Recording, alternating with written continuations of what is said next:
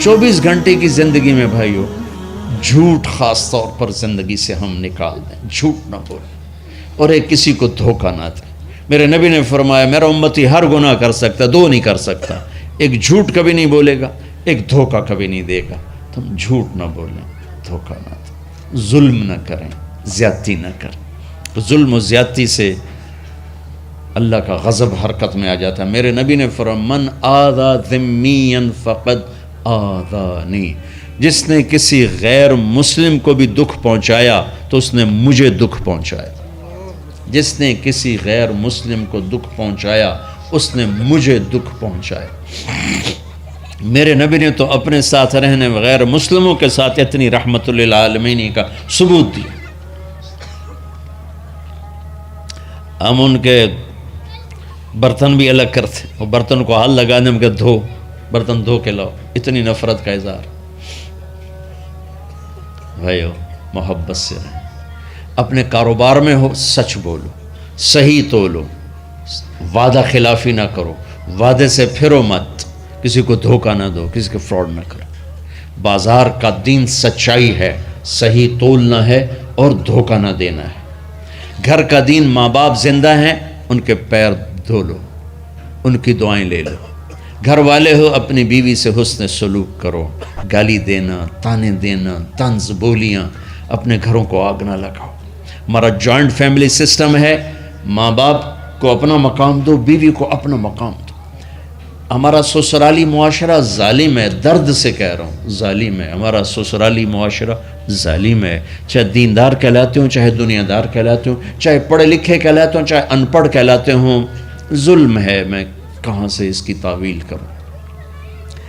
اگر ماں باپ کی طرف سے زیادتی ہے اپنی بیوی کو بچاؤ، اور کہیں بیویاں ایسی زوردار ہیں کہ وہ گھر کو آگ لگانے پر آئی ہوتی ہیں، اگر بیوی زیادتی کرے تو ماں باپ کو بچاؤ۔ یہ تمہارا کام بیچ میں ایک پل بننا ہے، دونوں رشتوں کو جوڑنا ہے۔ جس طرف بہنوں کی طرف سے زیادتی ہے بیوی کو بچاؤ، بیوی کی طرف سے اپنے دوسرے رشتوں کو بچاؤ۔ ہم اس میں افراط ہوتا یعنی کمی زیادتی کا شکار ہیں۔ کچھ ماں باپ کے پریشر میں بیویوں پر ظلم ڈھا دیتے ہیں، اور کچھ بیویوں کے پریشر میں ماں باپ کو ذلیل کر دیتے ہیں۔ یہ دونوں انسانیت سے دور کی چیزیں ہیں۔ بھائیو اپنے نبی کی زندگی پڑھو اللہ کو۔ میرے نبی کی ایک حدیث سناؤں، میرے نبی نے فرمایا یہ جو میرے مدینے والے لوگ ہیں نا یہ بڑے اچھے ہیں، ان کے گھر میں جب کسی کی ڈولی اترے نا تو اسے یوں لگتا ہے جیسے میں اپنے ماں باپ کے گھر ہی آ گئی۔ یہ چند دن پہلے میں نے حدیث پڑھی تو مجھے بڑا مزہ آیا کہ میرا تو مستقل مضمون بیان کرتا رہتا ہوں۔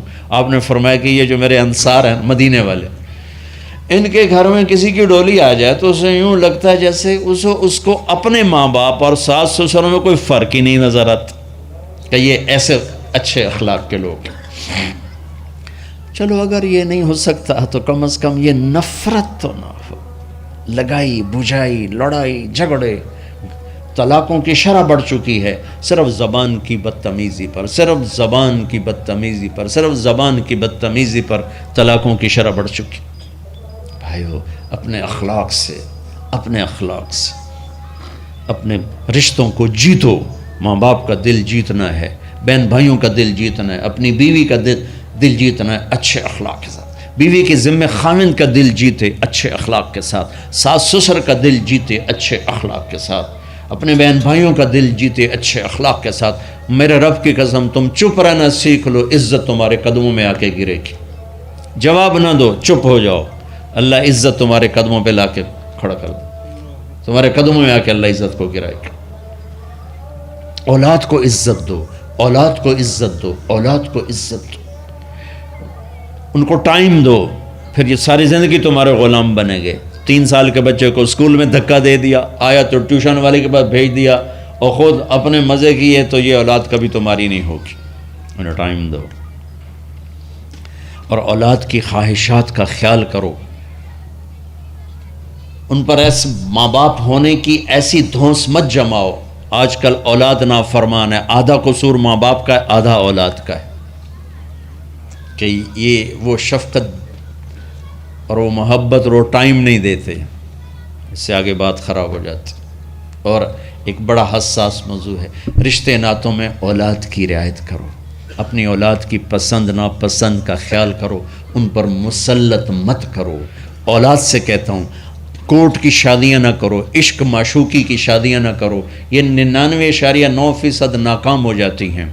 زندگی اور چیز ہے، عشق معشوقی اور چیز۔ اپنے ماں باپ کی دعائیں برکتیں لے کر شادی کرو۔ لیکن ماں باپ سے کہتا ہوں اگر کہیں بچی کہہ دے میں نے نہیں کرنی یہاں، تو اللہ کے واسطے اس کی رعایت کرو، اس کو گائے بھینس نہ بناؤ کہ جس قلے نال مرضی جا کے بن چھڈو۔ انسان ہے، جانور نہیں ہے، انسان ہے۔ زندگی جس نے گزارنی اس کی رعایت کرو، اس کی رعایت کرو۔ اولاد سے کہتا ہوں ایسے لو میرج اور گرل فرینڈ بوائے فرینڈ ہمارا کلچر نہیں ہے، یہ ہلاکت اور تباہی کا راستہ۔ میں قربان جاؤں میرے نبی کہ صاحبزادی جنت کی عورتوں کی سردار کا رشتہ آسمان پہ طے ہو چکا ہے کہ علی کے ساتھ کیا جائے گا۔ خبر آ چکی، جبریل آ چکے ہیں کہ یا رسول اللہ فاطمہ علی کے لیے ہے، اور حضرت علی رشتے کا پیغام لے کر آئے ہیں، اور آپ فرما رہے ہیں انشاءاللہ۔ ہاں نہیں کی، کہا انشاءاللہ۔ ہاں تو ہو چکی ہے، انشاءاللہ۔ ہاں کیوں نہیں کی؟ ہاں ہو چکی۔ آپ کو سبق سکھانے کے، ہمیں شریعت سکھانے کے۔ گھر تشریف لے گئے، فاطمہ بیٹی علی کا رشتہ آیا ہے، ہاں کر دوں۔ اللہ اکبر۔ جب جبریل آ کے بتا چکے ہیں کہ یہ رشتہ ہو چکا ہے آسمانوں پر، اللہ نے کہہ دیا ہے کہ فاطمہ علی کا کے ہاتھ میں دی جائے گی، پھر یہ کیوں پوچھ رہے ہیں بیٹی علی کا رشتہ آیا ہے، ہاں کر دوں؟ ہمیں سکھانے کی کہ کتنی بچیاں سسک کے زندگی گزار دیتی ہیں، ماں پیو زبردستی کر دیتے، کتنے بچے سسک کے زندگی گزار دیتے ہیں کہ ماں باپ زبردستی کر دیتے۔ بھائیو اللہ کے واسطے شریعت پڑھو، دین پڑھو، نبی کی زندگی پڑھو۔ حضرت فاطمہ رضی اللہ تعالیٰ عنہ کا انکار کرنا تھا، کیا خیر آج کل کی شریف بچی بیچاری چپ کر کے کہتی ٹھیک ہے جی میں ماں پیو دی مرضی۔ تو فاطمہ جیسی ہستی کوئی تصور کر سکتا ہے؟ کہیں گی نہیں، وہاں سے اقرار ہی تھا، لیکن ہمیں پیغام دینا تھا، سکھانا تھا کہ یا رسول اللہ جیسے آپ بس علی جاؤ لوگوں کو بلاؤ۔ پھر لوگوں کو بلایا، پھر آپ نے نکاح پڑھایا، پھر رخصتی ہوئی، بلا کر آپ نے فاطمہ کا ہاتھ پکڑا اور یوں علی کے ہاتھ میں دے کر کہا علی تمہیں نبی کی بیٹی مبارک۔ سبحان اللہ۔ اور پھر فرمایا فاطمہ مجھے جو سب سے زیادہ محبوب تھا میں نے تیرا ہاتھ اس کے ہاتھ میں دے دیا۔ بھائی اللہ کے واسطے اپنی قومی زندگی سے نکلو، رواجی زندگی سے نکلو، پنجاب کی زندگی، پٹھانوں کی زندگی، بلوچوں کی زندگی، سندھیوں کی زندگی، یہ بت ہیں، ان کو توڑ کے نبوت والی زندگی، نبوت والی زندگی، نبوت والی زندگی وہ اختیار کریں گے، ہماری عورتیں بھی سکھی، ہمارے مرد بھی سکھی، ہماری اولاد بھی سکھی۔ تو سارے بھائی نیت کرتے ہیں نا اس کی انشاءاللہ، اللہ تعالیٰ ان کی بخشش فرمائے۔ تو آپ بھائیوں ایک تو جہاں مرکز ہے اسماعیل وہاں جایا کرو، جمعرات کو آپ کا فائدہ ہوگا۔ آپ کے پاس مسجد میں جماعت آ جائے ان کے ساتھ بیٹھا کرو، اس سے آپ کو انشاءاللہ فائدہ ہوگا۔ مہینے میں 3 دن جایا کرو، اس سے آپ کو انشاءاللہ راستہ ملے گا۔ اور دعا سے پہلے اگر کسی سے لڑے ہوئے ہو، مستورات میں کوئی کسی سے لڑی ہوئی ہے یا آپ کسی سے لڑے ہوئے ہو، تو کہ میں ہاتھ جوڑتا ہوں، مر جانے والی جگہ پہ کیا لڑائیاں، معاف کر دو، معاف کر دو، معاف کر دو، اللہ پہ چھوڑ دو۔ اپنے نبی کے ایک حدیث سنا کے دعا کرتے ہیں، آپ نے فرمایا مدینے والوں سے، مدینے والوں میرے بعد تمہیں تمہارا حق نہیں ملے گا، کیا کرو گے؟ کہا جی ہم تلوار اٹھائیں گے، حق لیں گے۔ آپ نے فرمایا اگر میں اس سے اچھی چیز بتاؤں کرو گے؟ کہا جی کیا؟ کہا حق کے لیے لڑائی نہ لڑنا، چھوڑ دینا اور حوض کوثر پہ آ جانا، سارے پورے کروا دوں۔ اب یہ وعدہ مدینے والوں کے ساتھ نہیں ہے، یہ وعدہ ہر اس امتی کے ساتھ ہے جو جھگڑے سے بچنے کے لیے حق چھوڑ دے۔ اپنا حق لو، کوشش کرو، لیکن اگر لڑائی کی شکل ہے واپس ہو جاؤ کہ یا رسول اللہ آپ کے حوالے۔